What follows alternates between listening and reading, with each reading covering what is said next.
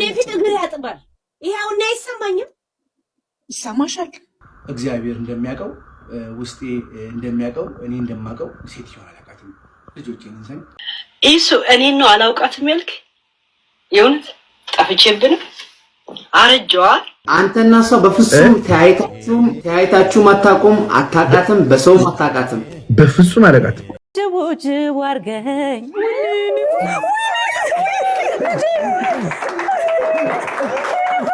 ሰላም እንዴት ናችሁ? ውድ የዳሎል ኢንተርቴይንመንት ቤተሰቦች ዛሬ ትንሽ ቀለል ባለ ጉዳይ መተናል። ቡናችሁን ያዙ። ቡና እየጠጣን አንዳንዴ የምናወራቸው ነገሮች አሉ። የዛሬው ርዕሰ ጉዳይ በጣም ያስገርማል፣ ያስቃል ሳይሆን ሞር ያስገርማል ነው። ቲክታክ ላይ በጣም ከባድ ጦርነት ተጀምሯል። ሶሻል ሚዲያ ላይ በምናውቃት አንዲት ሄለን በምትባል ሰውና በድምፃዊት ዘቢባ ግርማ ባለቤት መካከል የተፈጠረው ነገር ምንድን ነው? ይሄን ነገር ብዙዎቻችሁ አይታችኋል ብዬ አስባለሁ። ዛሬ በደንብ እንተነትነዋለን ላላያችሁ ሰዎች እና የእናንተንም አስተያየት ታስቀምጣላችሁ። ጉዳዩ የሚያዝናናም ነው፣ ነገር ግን ብዙ የምንማርበትም ስለሆነ ነው ይዤላችሁ የመጣሁት። ያላያችሁ ሰዎች ካላችሁ ደግሞ በዚህ ቪዲዮ ሙሉ ታሪኩን ታያላችሁ። በጣም የሚያስደነግጥም ነገር ነው። ትልቅ ጦርነት ነው ባጭሩ። ኤኒዌይ ይሄ ነገር እንዴት እንደተጀመረ ከዜሮ ጀምሮ እስከ መጨረሻ ያለው ነገር አሳያችኋለሁ። ለዚህ ቻናል አዲስ የሆናችሁ ሰዎች ሰብስክራይብ ማድረጋችሁን በፍጹም እንዳረሱ። ሁላችሁም እንደተለመደው ደግሞ ይህንን ቪዲዮ ላይክ አድርጋችሁ ጀምሩ። ይህ ዳሎል ኢንተርቴይንመንት ነው።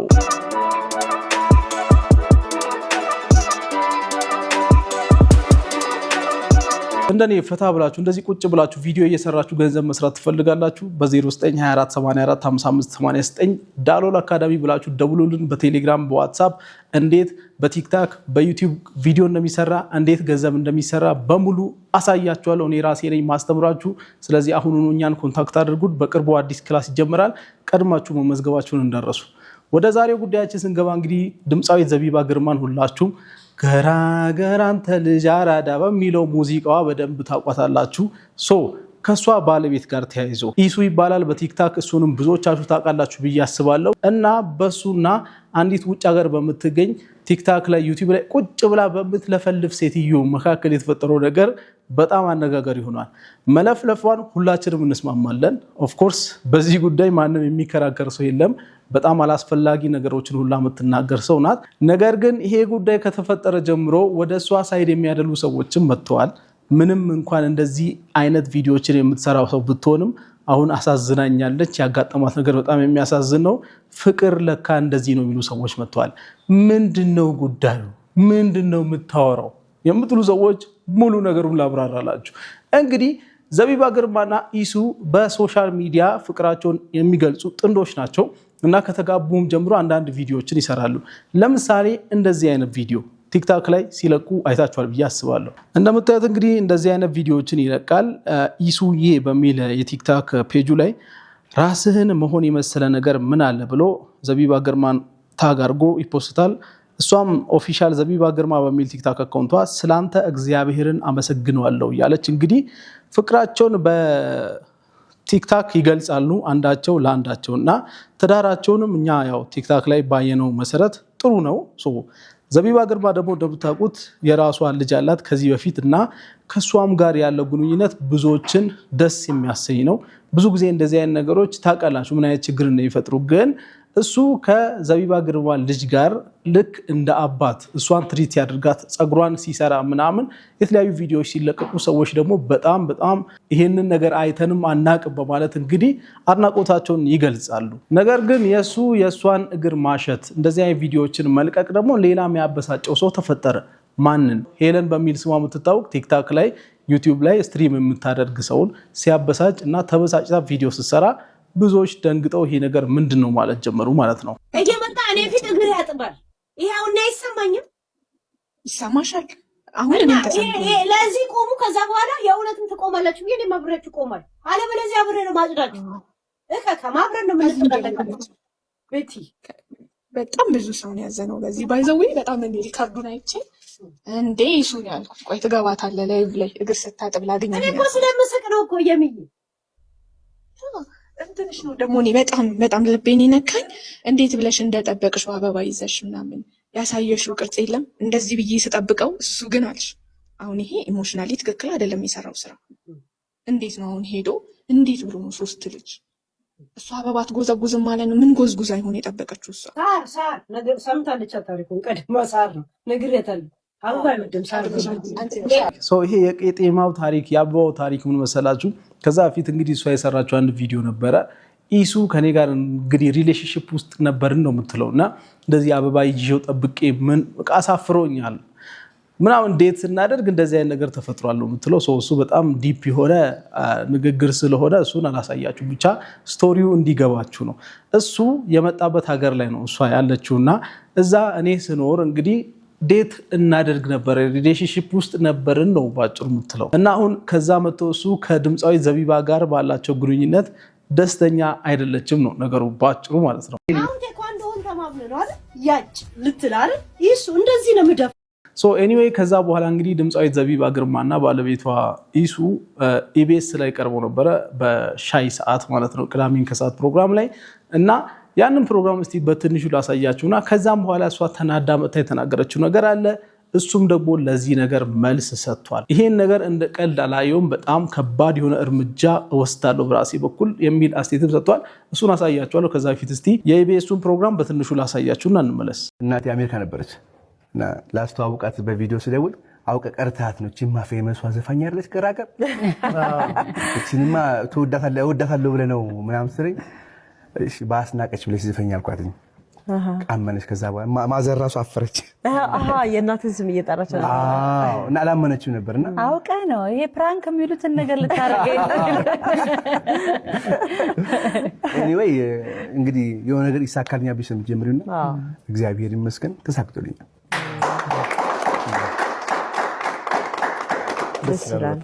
ያው ቅድም እያለን ነበረ እያየናችሁ ተጋባችሁ መጣ ኖራችሁ ወለዳችሁ ረጅም እድሜና ጤና ይስጣችሁ። አሜን። ሶሻል ሚዲያ ላይ የግል ህይወታችንን እንዲስናጋለጥ ደግሞ የሚመጡ ችግሮች አሉ። እነዛ ፈተናዎችን እንዴት ነው የምታልፏቸው? እስቲ እሱ ነገሮች እናንሳ።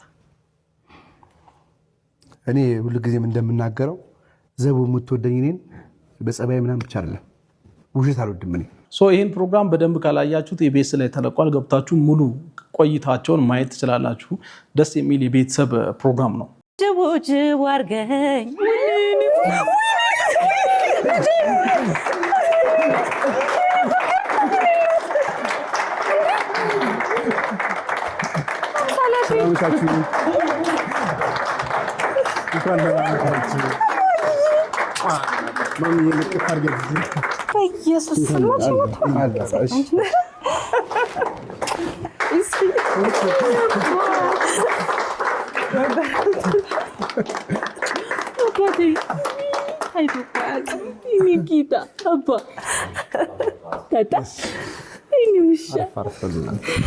ወንበሬ ታራች የማልጅ ናት የገባችው ደግሞ ሩጫስ እማዬ ሰላም ኬክ ወለስብሽ ይህንን ፕሮግራም ራሱ እሷ ካየች በኋላ ሪያክት ያደረገችበት መንገድ በጣም ብዙዎች የቅናት እንግዲህ አስተያየት እየሰጠች ነው። በጣም ቀንታለች የሚሉ ሰዎች አሉ።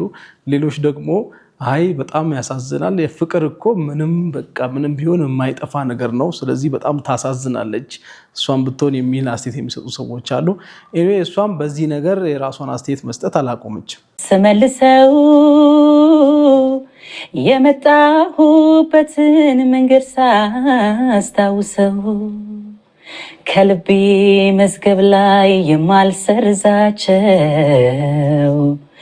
እንግዲህ ዘቢባ ግርማ ስትዘፍን እሷ እየሰማች መሆኑ ነው። እሺ ብዙ ሰዎች አሉኝ ሰዎች የምላቸው በሀሳብ ወደኋላ ፊቴን ስመልሰው የመጣሁበትን መንገድ ሳስታውሰው ከልቤ መዝገብ ላይ የማልሰርዛቸው ብዙ ሰዎች አሉኝ ሰዎች የምላቸው ሁሉን የፈቀደው። ይህንንም አይተው ነው እንግዲህ ሰዎች ፍቅር እንግዲህ በጣም ከባድ ነገር ነው። ያሳዝናል የሚል አስተያየት መስጠት የጀመሩት ይህንንም እንግዲህ ካዩ በኋላ ነው ማለት ነው ሰዎች። ጉዳዩ እንደ ቀልድ ከዚህ በፊት ይታይ ነበረ፣ አሁን ሞር ሲሪየስ መሆን ጀምሩ ማለት ነው። እውነትም እነዚህ ሰዎች ሪሌሽን ነበራቸው እንዴ ምናምን ወደ ማለት ደረሱ ማለት ነው። ከዚህም ሌላ አስተያየቶችን ሲሰጣቸው ነበረ። በፕሮግራሙ ያሳዩትን ነገር አይታ ያው የእሷን ሪያክሽን እዛ ጋር ስትናገር ነበረ። በነገራችን ላይ አሁን የማሳያችሁ ፓርት ጤነኛ የሆነውን ፓርት ብቻ መርጬ ነው ማሳያችሁ እንጂ እዚህ ስትሪም ላይ በጣም ከባድ የሚባሉ ነገሮችን ብላለች። ለጆሮ የሚከብዱ ነገሮችን ሁላ ስትናገር ነበርና ከባዱ ማለት እዚህ ጋር አምጥቼ አላሳያችሁም። ሲጀመር ይህንን ጉዳይ በማንሳት የራሱ የምትናደዱብኝ ሰዎች እንዳላችሁ አውቃለሁ።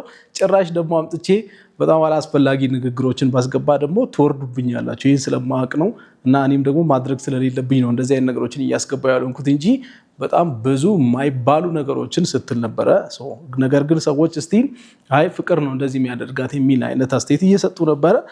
መጨረሻ ላይ እሱም መጥቶ እንግዲህ ለዚህ ጉዳይ መልስ ሰጥቷል። እሷም ይህንን እሱ መልስ ከሰጠ በኋላ ተጨማሪ ደግሞ መልስ ለሱ ሰጥታለች። እሱ ምንድን ያለው ስለዚህ ነገር የሚለውን እስቲ ላሳያችሁ። ጤና ይስጥልኝ። እንደምን አምስታችኋል፣ እንደምን አድራችኋል፣ እንደምን ውላችኋል የቲክቶክ ፋሚሊዎቼ። ዛሬ እንደዚህ አይነት ቪዲዮ ሰርቼ አላውቅም። ለመጀመሪያ ጊዜ ነው የምሰራው። ዘውዬን አግብቼ ወደ ኢትዮጵያ ስገባ እሱዬ ባሌ ነበር ምናምን ወሬ ሲመጣ እኛ እንግዲህ የሳምንት ወሬ 15 ቀን ወሬ ነው ብዬ ነው የሚያውቁት። እንግዲህ ስቲል ነው ቀጥሏል፣ እስከ ቬሎም ደርሷል። እና እኔ ሴትዮን አላውቃትም። አንዳንድ ቪዲዮዎች ይሰራሉ እንደዚህ ዜና ሲሰሩ እንደዚህ እያመሳከሩ የሚሰሩ እውነት ያላቸው ሰዎች ሲሰሩ ሳይ ነው ይህንን ቪዲዮ መስራት የፈለግኩት። ያ ማለት እውነት መሰለ። እኔን ደውሎ አልጠየቁኝም። እውነት ነው ወይስ እያለኝ ሰው የለም። ስለዚህ አንዳንድ ወዳጆቻችን በሚልኩት ሜሴጅ የግድ መልስ መስጠት አለብኝ። ፋሚሊ ኦልሬዲ ያውቃል፣ ባለቤቴ ታውቃለች። ለማታውቁኝና እኔን ተረድታችሁኝ እኔን ለቀረባችሁኝ ፎሎወሮቼ መልስ መስጠት ስላለብኝ ነው የመጣሁት። ይሄ ነገር እንግዲህ አሁን የተጀመረው ዘውዬን ካገባ በኋላ ነው። ዘውዬ ነች የተናገረችብኝ። እሷን ምን አድርጋት እንደሆነ አላውቅም። ምቀኝነት ይሁን ምን አላውቅም። ስለዚህ እግዚአብሔር እንደሚያውቀው ውስጤ እንደሚያውቀው እኔ እንደማውቀው ሴትዮን አላውቃትም። ልጆቼን እንሰኝ እኔ ክርስቲያን በህይወቴ ውሸት ላስታርቅ እችላለሁ። ውሸት ወደፊት አያራምድም ብዬ ሁሌም የምናገረው ነገር ነውና እንደ እግዚአብሔር ፍቃድ ሆኖ እናም እንግዲህ በግልጽ ደግሞ ደጋግሞ እንዳለው እና እንግዲህ ምሏል። በልጆቹ እስከ መማል ድረስ ደርሷል እና በጭራሽ እቺን ሰው አላቃትም ብሏል እሱ። ስለዚህ ይህንንም ደግሞ መልስ መስጠት የፈለገው እሱ እንደሚለው እኔ እንግዲህ ዜና የሚሰሩ ልጆች ጭምር ለእኔ ሳይደውሉ ሳያረጋግጡ በዚህ ጉዳይ ቪዲዮ መስራት መጀመራቸውን አይቼ ነው። ስለዚህ ለእኔ ፎሎወሮች መልስ መስጠት አለብኝ ብዬ ስላሰብኩ ነው። እናም ደግሞ ዘቢባንም የተናገረች ነው። ስለዚህ እኔ እቺን ሰው አላቃትም፣ ይሄ ነገር የጀመረው ደግሞ ዘቢባን ካገባኋት በኋላ ነው የሚል አስተያየት ሰጥቷል። እንግዲህ ጉዳዩ አሁን ደግሞ ወደ ሌላ አቅጣጫ መሄድ ጀመረ ማለት ነው። ቅድም ፍቅር ነው እንደዚህ የሚያደርጋት የሚል ሰው ነበረ። ተይ ትዳር ነው ይኑሩበት፣ ከዚህ በፊት የነበረው ነገር እርሺ የሚሉ ሰዎች ነበሩ። አሁን ደግሞ ጉዳዩ ቶታሊ እቺን ሰው እኔ አላቃትም ወደ ማለት ስለደረሰ ደግሞ ግራ ተጋቡ ማለት ነው ሰዎች። እንቀጥል እስቲ። ዘውዬን አግብቻለሁ ካናደዳት እንደ ማንኛውም ሰው ትናደድ ትችላለች። እንደ ማንኛውም ሰው እንደሚደሰተው እሷ ትናደድ ትችላለች። ግን በህይወት አይቻት የማላውቅ ሴትዮ ቬሎ ገዝታ ጭራሽ ጌም እጫወታለሁ። ጌሙ ከሆነ የኔን ስም ጠርተሽ የሚስቴን የባለቤቴን ስም አንስተሽ አይደለም የግድ መናገር ያለብሽ፣ ወይ ደግሞ ጌም የምትጫወቱ ቢዝነስ ከሆነ ቢዝነስሽን ስሪ። እኔን አውጪ፣ እኔን ከሱ ውስጥ አውጪ። እኔ የማላውቃት ትልቅ ሴትዮ፣ እኔ የማላውቃት ሴትዮ ስሜን እያነሳች እስፔሻሊ ደግሞ የባለቤቴን ስም እየተናገረች እያነሳች ፕሊዝ ሊቭ ሄር አሎን። እኔ የማላውቃት ሴትዮ፣ እኔ አላቅሽም፣ ልጆች አሉኝ፣ ቤተሰብ አለኝ። እነዚህ ታሪክ ያያሉ እኮ የአንቺም ልጆች ይኖራሉ፣ ታሪክ ያያሉ። ስለዚህ እውነታው ለቲክቶክ ፋሚሊዎች ተደውሎልኝ እንደው ግልጽ አድርገህ ብዬ ነበር፣ አያስፈልግም ብዬ ነበር፣ ግን ለካ ያስፈልጋል። ስለዚህ እውነት እላችኋለሁ የማላውቃት ሴትዮች ቤተሰብ የምትበጠብጠውና እንደው እግዚአብሔር እሷንም እኔንም ይቅር በለን። አላውቃትም። አመሰግናለሁ። ነገሩ እንግዲህ በጣም አሳሳቢ የሆነ ማለት ነው። እኔም ቡና ያዙ ቅድም ያልኳችሁ ለዛ ነው። የማያልቅ ስለሆነ ጉዳዩ ቶሎ የማያልቅ ስለሆነ ነው ቡና ያዙ ያልኳችሁ። ወሬ ነው ጉዳዩ። ስለዚህ ዋው በጣም ወዳልተጠበቀ አቅጣጫ ነው ሄደው ይሄ ነገር። እናም እንግዲህ በደንብ አላቃትም ያለውን ነገር ደግሞ ደጋግሞ ብሏል። ድጋሚም በደንብ ኮንፊርም አድርጓል። እሷም ያለችው ነገር አሳያችኋለሁ። እስቲ ተጨማሪ በዚህ ጉዳይ በሱ መልስ ዙሪያ ተጨማሪ ቪዲዮ ላሳያችሁ። አንተና እሷ በፍጹም ተያይታችሁ አታውቁም፣ አታውቃትም፣ በሰውም አታውቃትም። በፍጹም አላውቃትም፣ በፍጹም አላውቃትም። ለምን መሰለህ ቴስዬ እንደዚህ ምንድን መሰለህ ብዙ ጊዜ አይተህ እንደሆነ ኢሮፕ ላይ የማይተዋወቁ ሰዎች ሲገናኙ ፎቶግራፍ ይነሳሳሉ። ታውቃለህ? ፎቶግራፍ ይነሳሉ። አንተ አሁን ስዊዝ ሄደሃል፣ ከጀርመን ውጭ ሄደሃል፣ ብዙ ቦታ ሄደሃል አይደል? ፎቶ ትነሳለህ። እኔ ኦስሎ በቁጥር ሄድኩት፣ አንድ ቀን በቁጥር ሄድኩት ማለት ነው። ለዛውም ለስራ ነው ሄድኩት። ኮንስትራክሽን ስራ ነበር። ፍቃድ ሳይኖረኝ ስራ ነበር። ምንም አይነት ክሪሚናል ስላልነበረኝ ማንም አይናገረኝም። ቴኳንዶ አስተምራለሁ፣ 12 ዓመት ምናምን አስተምራለሁ። እኔ ኢትዮጵያ ውሸት እንግዲህ ልንገራችሁ፣ ውሸት ኢትዮጵያ ወደ ኢትዮጵያ ስመጣ ወደ ኢትዮጵያ በፖሊስ ተፈቅድዶ በፖሊስ ተይዞ በፖሊስ እንደዚህ እኔ በፖሊስ አልመጣሁኝም፣ በፍቃደኝነት የመጣሁት። ቴሲ በደንብ ጠንቅቀህ ታውቃለህ፣ አንተ ታውቃለህ፣ ጠንቅቀህ አንተ ቴሲ ታውቃላችሁ። እኔ የሚገርምህ ነገር ሶል ቢሊ ካናዳ ያለው እንደዚህ ስለው ግባ ነው ያለኝ። ግባ፣ ህይወት መስርት፣ ልጆች ውለድ። ገብቷል። የሚወዱ ሰዎች ያውቃሉ፣ የሚቀርቡ ሰዎች ያውቃሉ። እናም እንግዲህ እሷን አላቃትም። እሷ እንደምትለው ደግሞ ከኖርዌይ ኦስሎ ያለችውንም ከተማ እኔ በህይወቴ አንድ ጊዜ ብቻ ነው የሄድኩት። ወደ ኢትዮጵያ ስመለስም እሷ እንደምትለው በፖሊስ በምናምን ሳይሆን በራሴ ፈቃድ ቤተሰብ ለመመስረት ከተለያዩ ሰዎች ጋር በመመካከር ጭምር ነው የመጣሁት የሚል አስተያየት ነው የተሰጠ ያለው። እሷን ጭራሽ አግኝቻትም አይቻትም አላቅም ነው እንግዲህ እያለ ያለው። እኔ ፈርሃ እግዚአብሔር ያለኝ ሰው ነኝ። ወጥቼ እንደ ሌላ ባለጌ ወንድ ገብቼ እናትሽ እንድትሆን አልሰዳደብም። እኔ በጨዋ መልክ በመልካም ጀንተል ባለ መልክ መልሳለሁ ማለት ነው። ማታ እንጫወታለን። ሰላም ዋሉልኝ ጋይስ። 1400 ሰው ገብቶ ቬሎ ደረጃ ሶፍ ደረጃ ድረስ ማላቃ ሴትዮ አይ ቲንክ የሕክምና እርዳታ የሚያስፈልጋት ያስባለሁ። እግዚአብሔር ምስክር ነው ነግራችሁ። ስለዚህ አንድ ትልቅ ሴትዮ ውሸታም ሴትዮ ወጣ እሱ እንዲህ አላቃትም። ስለዚህ ጌም ላይ ተጫውታ በእኔ ስም ቬሎ ቀዳለሁ ምናምን። እናንተ እንግዲህ እኔ የነገርኳችሁን ተቀበሉ፣ እሷ የምትላችሁ የምትቀበሉ ሰዎች ተቀበሉ። ስለዚህ ደግሞ ደጋግሞ እስከሚያረጋግጥ ድረስ ተናግሯል። አይቻት አላቅም ብሏል። እሷ ደግሞ መታ እንዴት እንደዚህ ትላለ፣ እንደውም እንዴት አታቀኝም የሚል አይነት መልስ ሰጥታለች ማለት ነው። ማላቃት ሴት ወጣ እንደዚህ ያለች ብዬ ቅዳሜና የት ነው የምሄደው? እኔ ቅዳሜ እና እሑድ ከሚስቴ ጋር እና ከልጆቼ ጋር ነኝ። አባቴ ፋሚሊ ያለኝ ሰው እኮ ነኝ እኔ። እሱ እኔን ነው አላውቃትም ያልክ? የእውነት እሱ እኔን አታውቀኝ? ጠፍቼብን አረጀዋል፣ ተጨማደድኳል።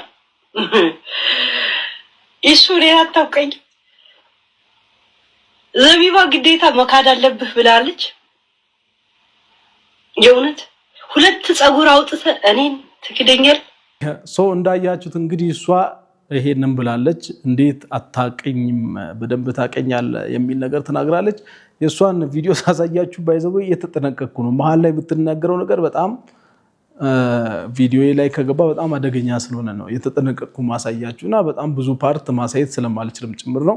ስለዚህ እንግዲህ እሷ እንዴት አታቀኝም? በደንብ ታቀኛለህ የሚል አይነት አስተያየት እየሰጠች ነው ማለት ነው።